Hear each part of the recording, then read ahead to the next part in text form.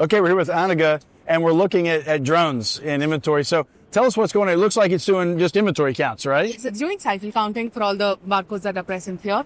What it does is it goes to each location, scans the barcode, and then compares that data with what's there in your WMS. You also take like a picture and a video of the location so you can look at the data as well.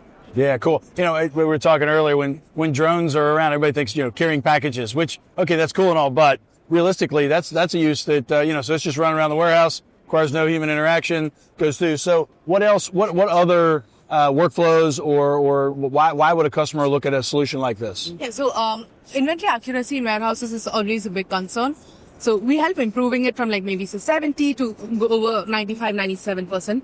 And we've achieved like over 99% accuracy in a lot of warehouses as well. That's one of the primary reasons, and also for safety related reasons. Like you wouldn't want someone going into every aisle, scanning each barcode.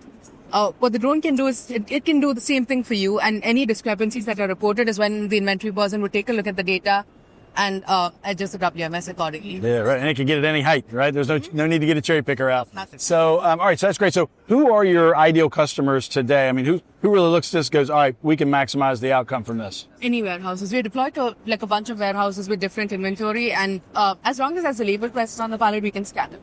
Okay, great. Yeah. And then are you built where you really just interface back into the WMS and get that information back there? Okay, awesome. Yeah. That's great. Well, thanks. This is exciting. It's good stuff. Appreciate you coming on and talking to us.